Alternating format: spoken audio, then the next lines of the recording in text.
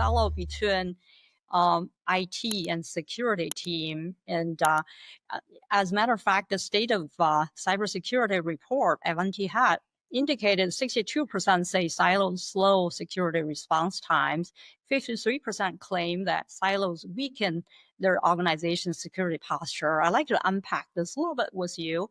And then what can organization really do to address these data silos? Yeah, I mean, silos are problematic and they create those blind spots, right?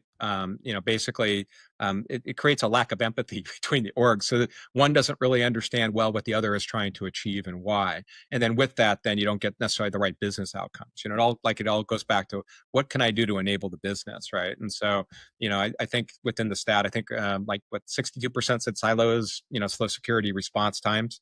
And this is between IT as well as the security teams. And then of course again 53 over half claim silos weaken their organization's security posture. And it goes back to not speaking a common language, that is security, or not necessarily being empathetic or understanding of the business outcomes. So security, with security, I mean, you can just keep applying security. You can just go hard there and just keep doing things, based on your understanding of it, but you're not necessarily prioritizing things in the right way that actually help the business, right? That are actually, necessarily taking out the biggest business risks.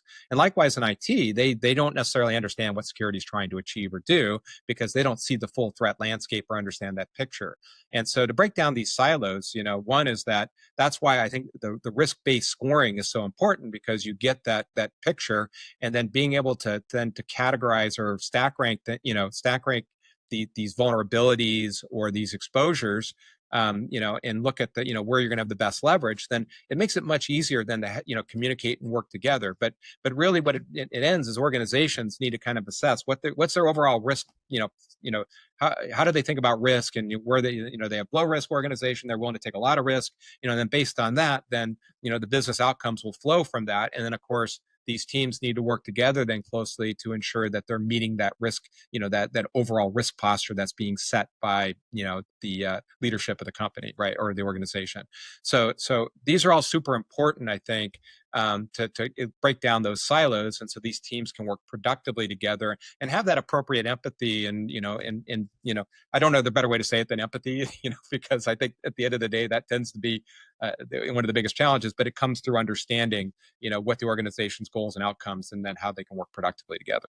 And it doesn't really, IT may not see or understand what cybersecurity team does. Oftentimes security team assumes everyone understand what needs to be done. It's just do just daily operation. So the difference between SOC team and NOC team could cause really major issue. As you said, this data silo organization really need to centralize, right? Have the exposure management to really have the visibility to tell them like where they may have the vulnerability. So, really have a tool like what Ivanti has can accelerate the automation and making sure that organizations can prevent these things happening before they really happens.